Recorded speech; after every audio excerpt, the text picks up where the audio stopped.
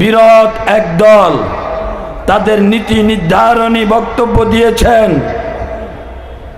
দল শরিয়া আইনে বিশ্বাসী না। আমি দলের নাম বলি নাই, ভবিষ্যতে প্রয়োজন হলে বলবো। বিএনপি বলেই ফেলি। মির্জা ফখরুল আপনি বলেছেন বিএনপি শরিয়া আইনে বিশ্বাসী না, তাহলে কি বিএনপি ফেরাউনি আইনে বিশ্বাসী? আপনার কাছে প্রশ্ন।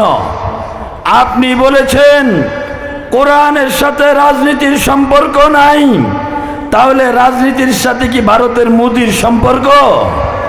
আপনি কাকে খুশি করতে চান? অবস্থান পরিষ্কার করেন। কারণ এই স্বাধীনতার 54 বছর বাংলার জমিনে যতবার নির্বাচন হয়েছে, প্রত্যেক মার্কাওয়ালারা একটাই স্লোগান দেয়, আল্লাহ আল্লাহ বলিয়া ভোট দিবেন হাসিয়া। বলে কি বলে না? নাকি বলে রাম রাম বলিয়া ভোট দিবেন হাসিয়া? এটা বলে না, আল্লাহর নাম নেয়। সুতরাং মেসেজ, যদি কেউ রামের নাম নেয়, একটা মানুষও নৌকায় তো দিবেই না, ধানের শীষও দিবে না।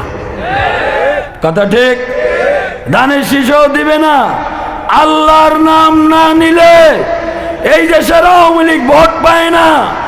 আল্লাহর নাম না নিলে এই দেশের বিএনপিও ভোট পায় না।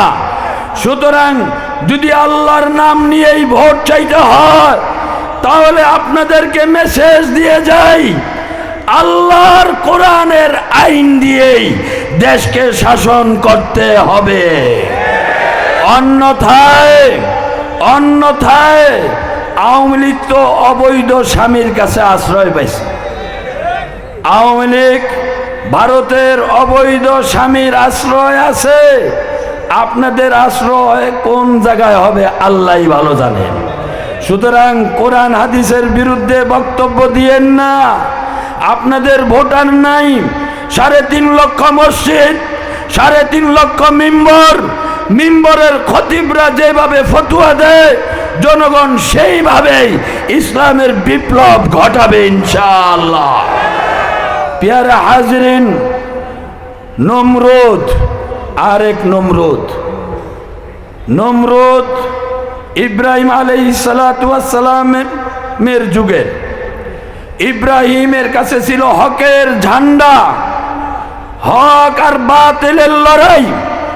আজকে বিএনপি ওয়ালারা রাগ করেন না। আমাদের কথাগুলো আপনারা আমলে নেন, এটা আপনাদের জন্য ভালো হবে। ফেসিবাদকে, আওয়ামী লীগকে, ভারতের হিন্দুত্ববাদকে যদি আপনাদের সহযোগিতায় এই দেশে প্রতিষ্ঠিত হয়, মনে করবেন আপনাদের ক্ষমা নাই। প্রথম আলো পত্রিকা বন্ধ করতে দেন নাই, আপনারা আওয়ামী লীগকে নিষিদ্ধ করতে দেন না। 16 বছরের মাইর আপনাদের জন্য হয় নাই। আরো খাওয়া দরকার ছিল। ওই দুঃখে বলছি, মাইর টেনে এনেন না। হিন্দুত্ববাদ আপনাদের বন্ধু নয়। আমি হক আর বাতিলের লড়াই চলছে, চলবে, চলমান থাকবে।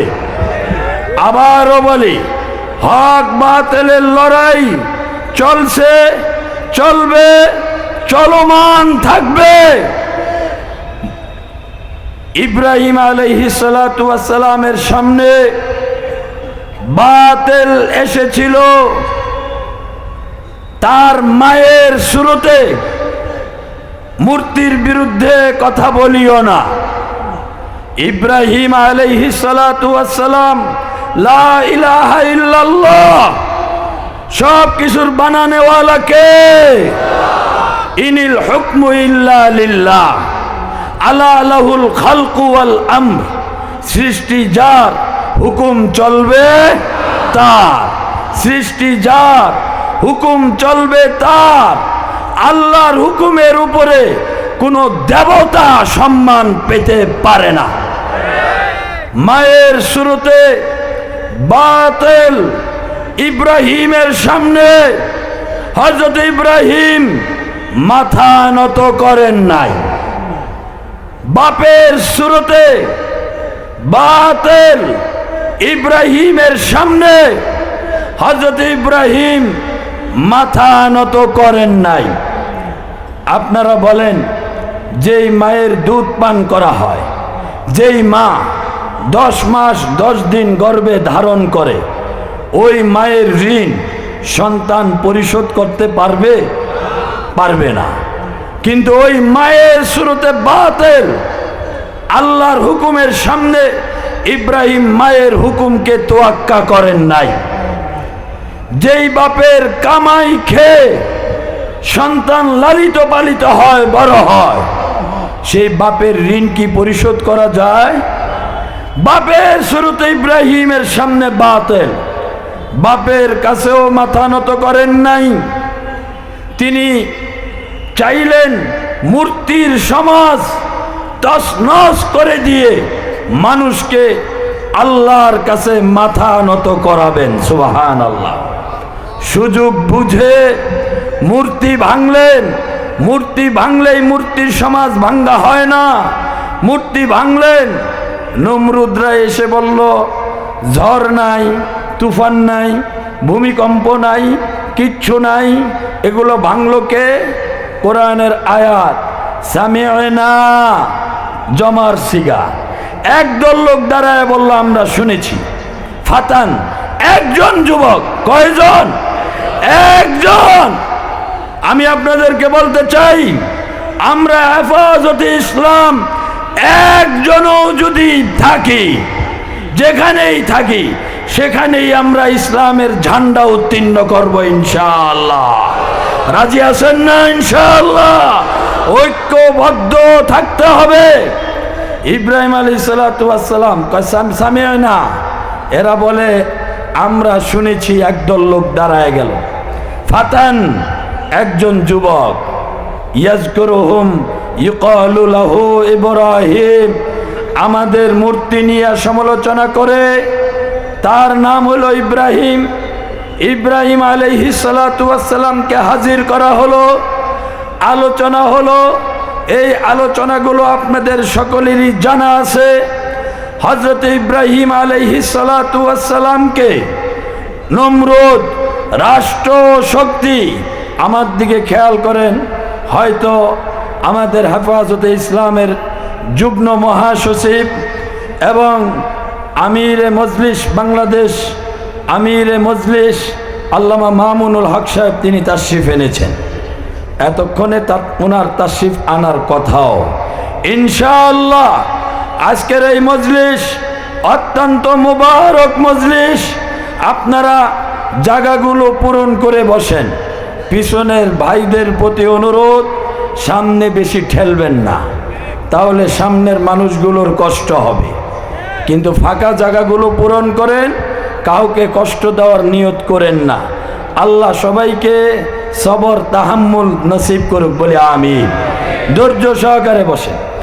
রাষ্ট্র শক্তির সামনে নমরুদ, রাষ্ট্র শক্তি, গোটা পৃথিবীর ক্ষমতা, নমরুদের সামনেও হযরত ইব্রাহিম মাথা নত করেন নাই। নমরুদ তখন হযরত ইব্রাহিমকে আগুনে ফেলে মারবে, মারতে পারছে? আল্লাহ আছে।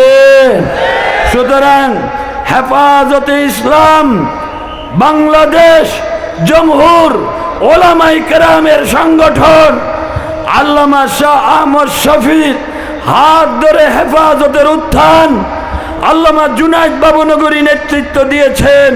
বর্তমান আমিরে হেফাজত বাংলাদেশের সবচেয়ে বড় মুরব্বী, বুজুর্গ, আল্লাহওয়ালা আল্লামা মুহিবুল্লাহ বাবুনগরীর নেতৃত্বে চলছে। আমরা বলবো, হেফাজতের একটা কর্মী, এক একটা কর্মী তো ইব্রাহিমের মতো হবে। যত বড় শক্তি আসুক, হেফাজত কর্মী জান দিবে, ঈমান বিকিয়ে দিবে না। রাজি আছেন?